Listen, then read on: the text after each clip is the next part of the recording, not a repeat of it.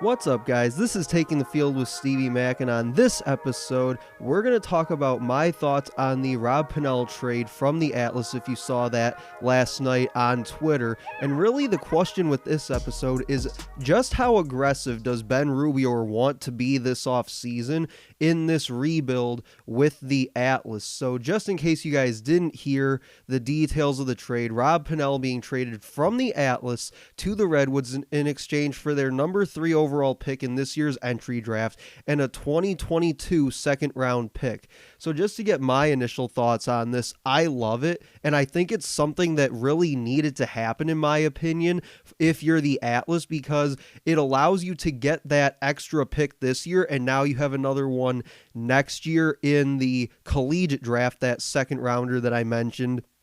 And really the idea here is that you weren't winning with Pannell because they went 1-4 a year ago in the championship series. And in my opinion, you also weren't very likely to re-sign him after 2021 either. And that's something that Phil Rothermick and I talked about on the last episode when I had a Skype with him on all things Premier Lacrosse drafts coming up these next few months. So go check that episode out as well. But really what this trade also does if you're the Atlas is it gives you 2 of the top 6 picks now in that entry draft this spring. Plus on top of that, you also hold the number 1 pick in that college draft in April. So really when you go back to that question about how aggressive does Ben Rubio want to be with this rebuild in 2021, because more than likely it'll span into 2022 as well, but how much of it does he want to accomplish right here, right now, this spring? He has a fantastic opportunity, I think, to do so and make life a little bit easier on himself and this team going into 2022. But when you look at that number 1 pick in the college draft, there's really 2 main things that you can do with it, which Phil and I also touched on a bit on that previous episode. But the first is that you simply keep it, and now more than likely you draft a guy like Michael Sowers at number 1 overall to fill that vacated spot at X left by Rob Pannell, and you put him in that offense around guys like Eric Law, Ryan Brown, Chris Cloutier is also there at attack if you need him as more of a rotational piece. And then you even look at midfield, you've got some guys like Romar Dennis, Brian Costabile that can stretch the field and really open things up for those attackmen. So you can go out and get a guy like Sowers, number 1 overall. I don't think any Atlas fan out there, including myself, would be all too disappointed with doing that, because he is a phenomenal talent, and I think he makes your team better from an offensive standpoint from day one when they draft him, if they do end up going that route. But then the second thing that they can do with it, which is something that I advocated for in that last episode talking about the college draft with Phil, was trading it to a team that possesses a lot of draft capital, because when you talk about a rebuild of this caliber, which Ben Rubio is spearheading, the one thing that you can never have too much of is draft capital. And so to be able to trade that number 1 pick to a team with draft capital like the Chaos, I think would go a long way in helping this rebuild along. So if you missed that discussion in the last episode, here's what I mentioned. The Atlas would trade that number 1 overall pick to the Chaos and flip number 1 for number 6. So that first round pick from the Chaos, they would flip number 1s. They would also get back number 15 and number 20 overall this year. So that's a second and third rounder this year and a third rounder in 2022. So if that were to be done, the Atlas would possess 5 picks in the top 20. They would have number 6, I believe number 10, number 15, 17, and 20 this year alone in the college draft. So again, like I said, when you're taking on a rebuild like this, the one thing you can never have too much of is draft capital, and this would accomplish just that. So what you would have is 6 picks in the collegiate draft this year and 6 next year, because you got that second rounder next year from the Redwoods. You'd get a third rounder next year from the Chaos. Plus, you'd have your own original 4 picks in that draft as well. So between this year and next year, you would have 12 picks in the college draft alone, not including the 4 entry picks that you have this year and the 3 or 4 that you're likely to get next year as well. So what would they do if they traded back to 6 from the Chaos? Because you're not going to get Sowers in that case, because he's likely going to go in the top 2 or 3, as Phil and I mentioned last episode as well. So what would they do if they got that number 6 pick? I think one of the biggest options that they could have at number 6 is possibly getting midfielder Mac O'Keefe from Penn State to go along with some of their guys like Romar Dennis and Brian Costa, to be able to, again, as I mentioned earlier, have those guys at midfield that can be able to stretch the defense up top and create space for guys like Eric Law and Ryan Brown to be able to do their thing down low.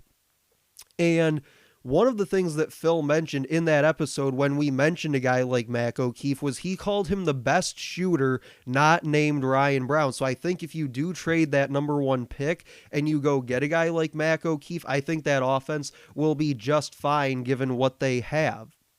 But again, the whole underlying message of this episode, or the question rather, is just how aggressive does Ben Rubior want to be in leading this rebuild here in 2021, and how much of it does he want to accomplish here in 2021 rather than maybe waiting until 2022 to be able to really field a team that's ready to compete now. And I think that by trading Pannell for those picks was sort of step 1 in my mind, where it's Rubior admitting that this is what it is. Let's call it a rebuild and let's really get this thing done. Let's get the ball moving and see what we can do here. And that trade with Pannell really creates that first drop in the bucket where, like I said, it's step 1.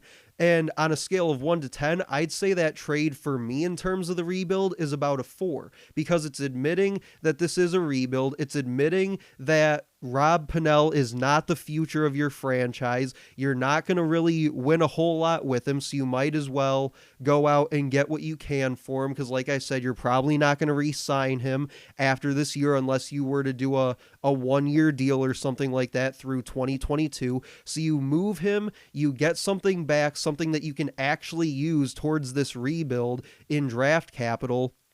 But one way that Rubior can turn this thing up to a 12, if he really wanted to, would be by trading that number 1 pick, because then he would have multiple seconds and multiple thirds in the collegiate draft this year to be able to go out and get a guy like Mac O'Keefe with that number 6 overall pick, and then use those picks in the second and third round to rebuild that defense around Jack Kincannon and finally give that guy some help. I mean, he's one of the best goalies in the league, probably top 3 or so, and he has zero help defensively outside of maybe Cade Van Raphorst, who I believe was one of the top ground ball pulls in the league last summer in the championship series. So really giving him some help will go a long way in order to be able to compete here and now in 2021, while also still looking ahead at what's to come in 2022 with those 6 picks in the college draft, not including the 3 or 4 picks that they'll have in the entry draft. And then just to wrap up here, I'll give you some of my thoughts for the Redwoods as well and what this trade for Pannell does for them. I think that basically it puts them in a win now position where you give up a little bit of draft capital, but you bring in a guy like Rob Pannell, who is a good distributor of the ball. He can produce offensively, both through assists and putting the ball in the net. So he will be able to help that offense. He gives them another dynamic to that offense, I think, and is able to really help them spread things out a little more and allow guys like Miles Jones and Sergio Perkovic to be successful around that 2-point arc. So I think it's a case of, on one side you have the Redwoods in win now mode, and on the other side you have a team like the Atlas who are just looking to acquire picks and really get this ball rolling on the rebuild. But I think both teams really got what they were looking for out of this trade. So I think it'll be really interesting to see how that plays out this summer, and I think it'll be interesting to see where Ben Rubior goes from here with this rebuild in 2021 and into 2022.